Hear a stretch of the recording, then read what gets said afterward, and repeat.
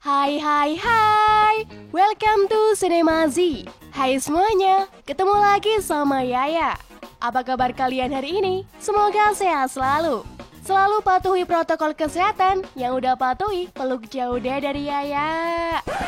Oke, alur cerita yang hari ini Yaya mau bawain berjudul Joker. Film ini disutradarai oleh Om Todd Phillips. Sorry guys, bahasa Inggris gue biasa belepotan.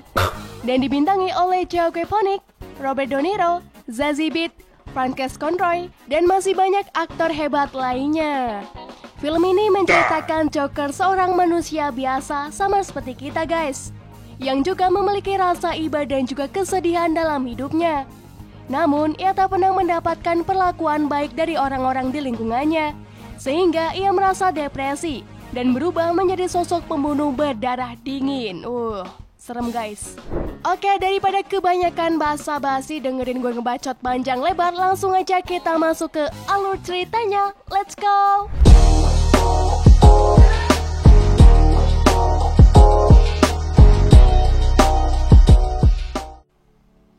Film ini diawali dengan Arthur Fleck yang sedang merias wajahnya jadi badut. Ia mereka-reka wajah tersenyumnya. Ia menarik ujung bibirnya hingga terlihat tersenyum, akan tetapi air matanya mengalir. Arthur adalah seorang laki-laki yang punya pekerjaan menjadi badut sewaan di sebuah kantor yang bernama HH. Di suatu hari, ia ditugaskan untuk menjadi badut yang tugasnya menari sambil membawa papan yang bertuliskan diskon di depan sebuah toko yang hampir bangkrut. Tiba-tiba nih guys, papan tersebut dicuri oleh sekelompok remaja. Arthur pun kemudian mengejar mereka hingga di sebuah gang sempit. Sesampainya di sana, tiba-tiba Arthur dipukul menggunakan papan tersebut hingga terjatuh.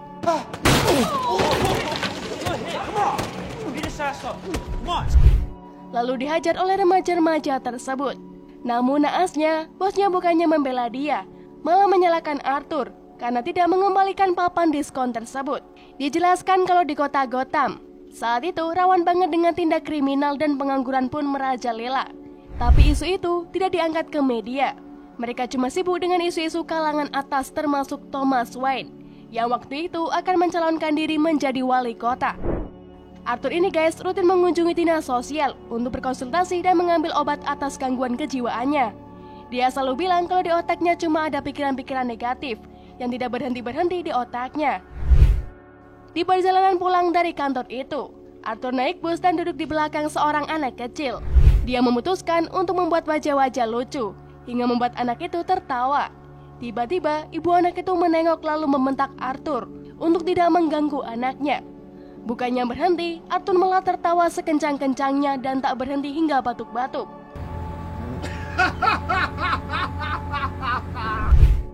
Di sini guys, kita dapat penjelasan bahwa Arthur memiliki gangguan saraf, di mana ia tidak bisa berhenti tertawa di saat dia merasa panik atau cemas.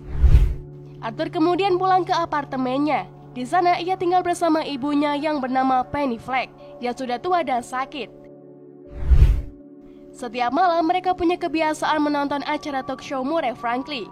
Murray adalah idolanya. Dari idolanya itu, dia jadi kepincut untuk menjadi stand-up komedian juga. Saking ngefasnya nih guys, bahkan Arthur sampai berimajinasi kalau Murray pengen mengangkat dia jadi anaknya. Mata Arthur akan berbinar saat menonton Murray di TV. Arthur juga punya catatan di sebuah buku yang berisikan semua jokes dia, pikiran negatif dia, teknik untuk bisa bikin orang ketawa, dan lain-lain. Arthur juga sering datang ke klub stand-up komedi.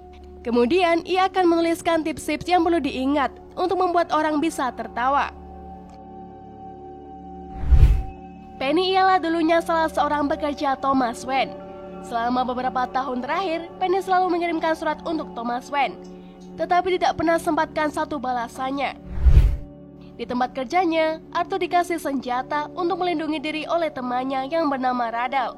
Arthur sudah berusaha menolak, namun Radal tetap bersikeras buat kasih senjata itu dan bilang kalau Arthur bisa membayarnya kapan saja. Arthur juga mempunyai satu teman kerja yang bernama Gary. Sama-sama dibully oleh teman satu ruangannya. Ketika pulang dari apartemennya, Arthur satu lift bersama perempuan yang beranak satu bernama Sophie. Mereka cuma saling bertatapan sambil berbicara sedikit. Keesokan harinya, Arthur mengikuti Sophie seharian kemanapun perempuan itu pergi, karena merasa tertarik dengan Sophie. Arthur dekat dengan Sophie, sampai Arthur berani mengajak perempuan untuk datang ke klub. di mana Arthur akan perform stand up comedy. Di stand up comedy itu, Arthur panik dan mulai tertawa sendiri. Akhirnya Arthur bisa membacakan jokes dari buku hariannya, dan yang tertawa cuma Sophie. Arthur mulai menghibur anak-anak di rumah sakit. Saat dia sedang menari-nari sambil menghibur anak-anak, tiba-tiba sebuah pistol miliknya jatuh ke lantai.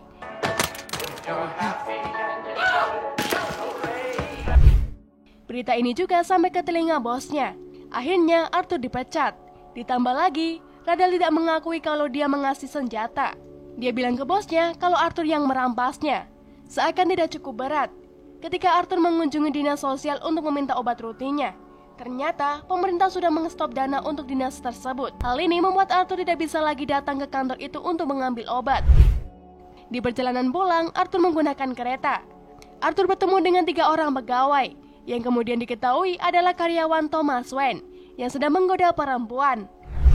Di dalam gerbong itu cuma ada mereka berlima. Tapi perempuan itu melihat Arthur untuk minta tolong. Karena Arthur merasa tidak nyaman dan cemas, akhirnya ia langsung tertawa sendiri. Hal ini membuat 3 orang itu pindah target ke Arthur. Perempuan itu buru-buru kabur saat perhatian 3 orang itu pindah ke Arthur. Lalu Arthur dikeroyok oleh 3 orang tersebut.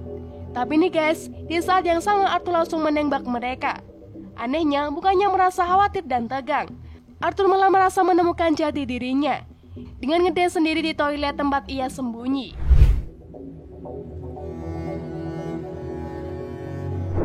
Berita tentang kematian 3 pegawai Thomas itu menjadi heboh. Banyak media yang memberitakan itu. Penyerangan terhadap kaum atas. Sejak saat itu terjadi demo yang semua orang memakai topeng badut. Jadi nih guys, pembunuhan yang dilakukan oleh badut itu menjadi pemicu masyarakat untuk protes sama pemerintahan. Yang anehnya itu, Thomas juga ngasih pendapatnya mengenai demo tersebut. Tapi dia bilang kalau orang-orang topeng badut itu cuma dari kalangan bawah. Emang gak ada otak tuh kalangan atas. Di rumah Arthur membuka salah satu surat yang akan dikirimkan oleh Penny ke Thomas. Isinya adalah kalau Arthur anaknya Thomas Wayne. Mengetahui fakta itu, akhirnya Arthur berangkat ke rumah keluarga Thomas. Di sana ia ketemu Bruce Wayne yang masih kecil dan sempat mengasih trik sulap yang bikin Bruce ketawa. Akhirnya Arthur diusir oleh Frank yang bilang kalau Penny itu menghayal dan Arthur bukanlah anaknya Thomas. Ketika sampai di apartemen, Arthur melihat ibunya lagi diangkat pakai pandu dan mau dimasukkan ke ambulan. Katanya ibunya tiba-tiba serang ngasruk, yang kemudian diketahui kalau ibunya diinterogasi sama 2 orang detektif yang datang ke apartemennya untuk menanyakan perihal penembakan 3 orang oleh seorang badut. Arthur ketika diinterogasi cuma ngeles sambil ngerokok. Wah, panutan emang. Di rumah sakit, Arthur ditemani oleh Sophie buat menjaga Fanny. Di rumah sakit, ia tetap menonton talk show Muri. Matanya semakin berbinar kalau Muri ternyata memutar videonya di saat melakukan stand up comedy kemarin. Sayangnya, ternyata Muri menampilkan video itu cuma mengolok-olok Arthur. Dia bilang kalau lawakannya tidak lucu sama sekali. Perasaan Arthur telah hancur sekali lagi. Saat terjadi demo ricuh, Arthur mengambil kesempatan ini diam-diam untuk menemui Thomas yang sedang menonton Charlotte Chaplin. Di tempat itu terjadi perdebatan. Thomas bilang kalau Penny itu delusional dan sempat dirawat di rumah sakit jiwa.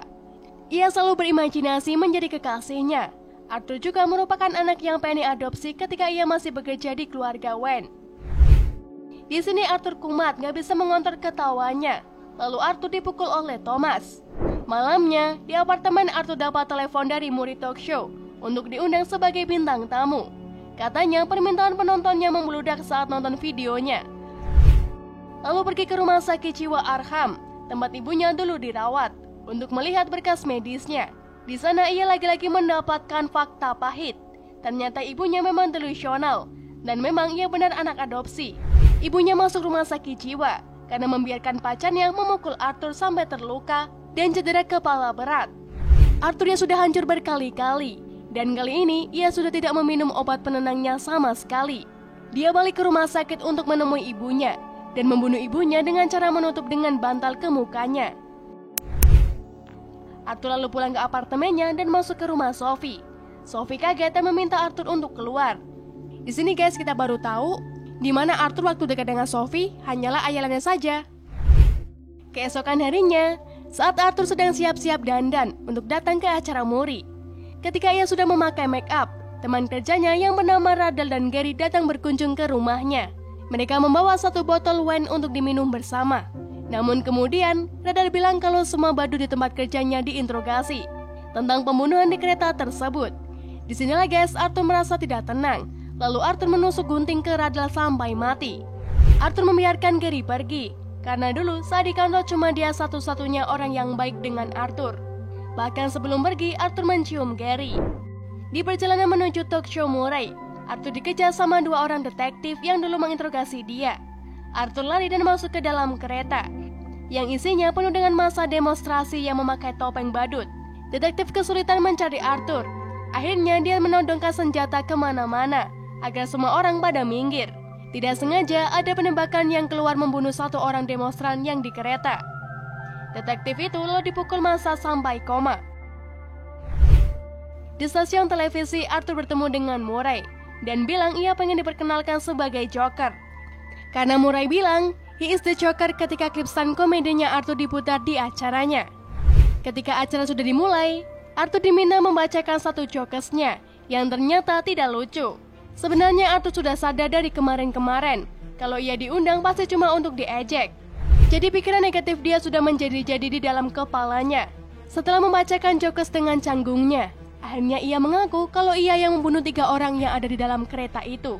Arthur bilang kalau media terlalu berpihak di kalangan atas. Semua orang sibuk memperdebatkan 3 orang tersebut.